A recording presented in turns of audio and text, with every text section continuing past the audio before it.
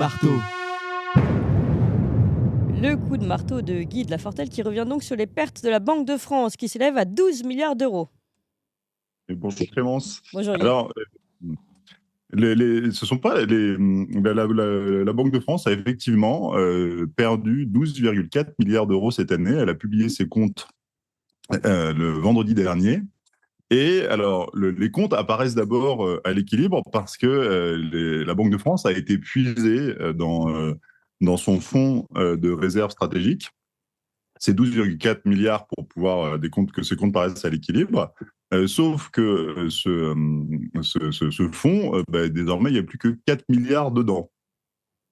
Et donc là, on se retrouve devant un épisode qui est tout à fait étonnant. C'est-à-dire que ça fait des années que tout le monde nous dit que les banques centrales ne peuvent pas faire faillite, qu'elles ne peuvent pas avoir de problème. Et là, on est confronté à un problème extrêmement simple, qui est que la Banque de France fait des pertes et que ça peut poser assez vite des problèmes considérables.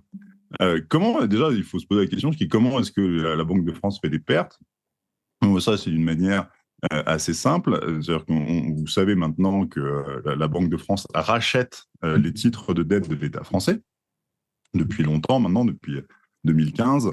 Enfin, depuis longtemps, pas depuis si longtemps. C'est-à-dire que la situation dans laquelle on est aujourd'hui n'aurait pas été possible il y a encore une quinzaine d'années, même une dizaine d'années. Et donc, en rachetant des titres, elle fait rentrer dans son bilan des titres de dette. Et il y a une règle en finance qui est que quand les taux baissent, la valeur des titres augmente.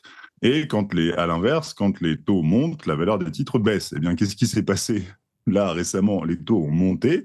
Et donc, ça veut dire que le portefeuille de la Banque de France, lui, a baissé. Et c'est ce qui fait que cette année, on a une perte qui est assez importante, 12,4 milliards.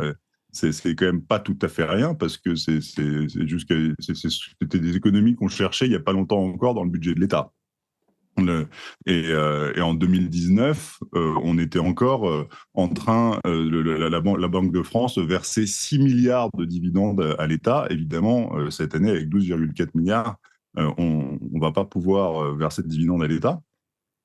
Et donc, c'est très embêtant d'avoir ces pertes au niveau de la Banque de France parce que la Banque de France, c'est le garant de la monnaie. Et généralement, les gens qui vous disent que les banques centrales ne peuvent pas faire faillite, ils ont un argument extrêmement simple, c'est que quand on ne peut pas faire faillite, eh bien, il suffit d'imprimer de la monnaie. Sauf que oui, Ouais. bien évidemment, qu'une banque centrale peut faire faillite et que comment est-ce qu'on fait faillite? En détruisant la monnaie. Et c'est un peu malheureusement ce qui est en train de se passer en ce moment. Parce qu'on a une deuxième information qui, elle, vient plutôt de Francfort, de la BCE, qui est que on va repartir sur un cycle de baisse des hauts très vite, parce que, oui, on ne peut pas se permettre de conserver une situation actuelle très longtemps, parce que si on avait encore un an de la situation actuelle, vous auriez des banques centrales. Il n'y a pas que la Banque de France. Hein, la Fed américaine, elle a perdu plus de 110 milliards. Hein, c'est pas les mêmes échelles. Ouais. Si vous faites ça un peu trop longtemps, vous allez vous rendre compte qu'en fait, on peut mettre nos banques centrales en faillite. Donc, ce qui est très important, c'est que ça y est, les cycles de hausse des taux sont finis avant que l'inflation soit vraiment partie. Et ça, c'est très embêtant parce que ça veut dire quoi? Ça veut dire que vous avez l'inflation qui va s'installer structurellement et à long terme. C'est-à-dire qu'ils n'ont pas réussi à battre l'inflation. Ils ont réussi un petit peu à nettoyer les énormes excès qui ont été faits pendant le Covid. Là, la Banque de France a un petit peu réduit son bilan. Ils sont passés de 1900 milliards de bilan à 1600. En 2019, le bilan de la Banque de France était de 1100 milliards. C'est-à-dire qu'on est encore dans des excès absolument monumentaux. Et en fait, on est en train de repartir, on est en train de repousser le bouchon un peu plus loin.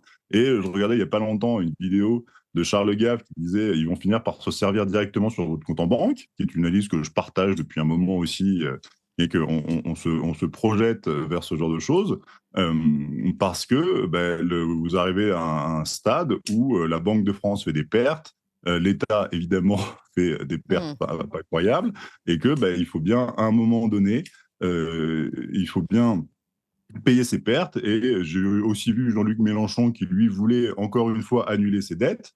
toujours Oui. pareil en imprimant de la monnaie. Et quand on imprime de la monnaie, bah, c'est la pire. C'est la pire des pertes parce que c'est l'inflation. Oui. Et l'inflation, ça fait peser sur les plus pauvres et les plus modestes. Donc c'est très, socialiste ce qu'il propose ici, Jean-Luc Mélenchon. Mais c'est intéressant, vous dites, on va finir par se servir directement sur notre compte en banque, mais c'est déjà le cas avec l'impôt à la source finalement. Ils viennent déjà directement prendre, dans notre compte en banque. Oui, oui, oui, c'est vrai. Alors, la différence que vous avez un impôt qui est voté. Là, ce dont on parle, c'est pour le moment de repasser sur des taux négatifs et Oui. d'avoir simplement le simple fait d'avoir de l'argent sera soumis à impôt d'une certaine manière. Mais ça, on n'y est pas encore. Mmh. Mais comme vous dites, ce qui est sûr, c'est que c'est quelque chose qui est progressif Les et outils que sont mis en place discrètement. ouais, Merci exactement. beaucoup Guy de Lafortelle, fondateur